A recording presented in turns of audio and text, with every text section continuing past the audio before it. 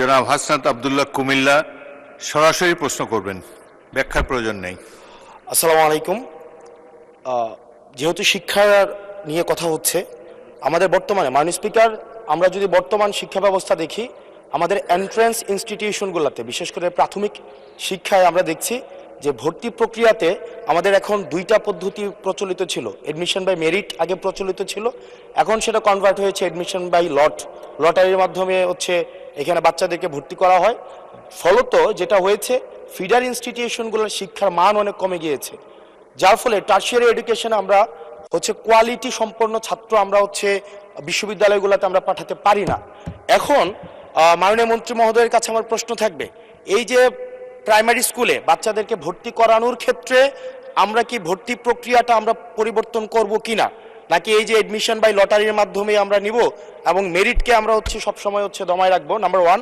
আর number two হচ্ছে, আমাদের বর্তমান শিক্ষা পদ্ধতিতে আমরা যদি দেখি, আমরা যারা পয়সা দিয়ে কিনতে পারে তারা হচ্ছে এখন ইংরেজি মাধ্যমটা কিনছে, যারা পয়সা দিয়ে ইংরেজি মাধ্যম কিনতে পারে না তারাই কেবল আপনি যেই শিক্ষা পদ্ধতি আমাদের জন্য জনজীবনের জন্য আপনি চালু করেছেন সেটা আমরা কিনছি, আর যারা সেটাও কিনতে পারে না তারা হচ্ছে মাদ্রাসা শিক্ষা পদ্ধতি কিনছে।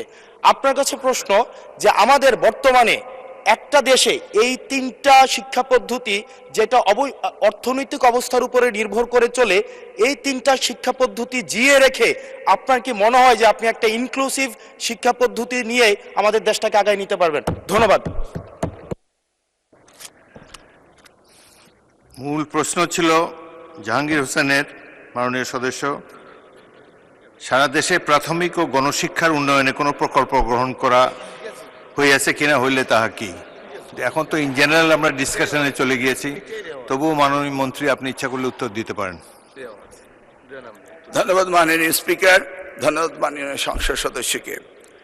যদিও তিনি ব্যাপকভাবে প্রশ্ন করেছেন, আমরা আশা করি এই মহান সংসদে এই বিষয়গুলি আলোচনা হওয়ার প্রয়োজন রয়েছে এবং তিনি করছেন।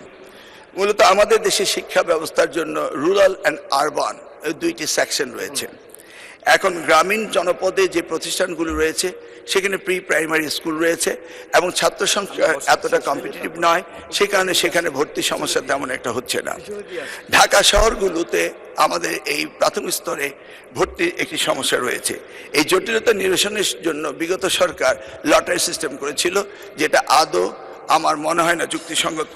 তবে আগামী বছরে এই শিক্ষা ব্যবস্থা ভর্তি সিস্টেম কিভাবে করা হবে সেটা আনুষ্ঠানিকভাবে আমরা স্টেক হোল্ডারদের সাথে অর্থাৎ অভিভাবকদের সাথে বিভিন্ন রকম সেমিনার সিম্পোজিয়াম করে মাননীয় সংসদ সদস্য সকলের অভিমত নিয়ে একটি জনমত সৃষ্টি করে আমরা আগামী 2027 জানুয়ারি ভর্তির বিষয়ে চিন্তা করব। তিনি আরেকটি বিষয় উপস্থাপন করেছেন, আমাদের 3 ডাইমেনশনাল যে শিক্ষা ব্যবস্থা রয়েছে সেটাকে সমন্বিত করা।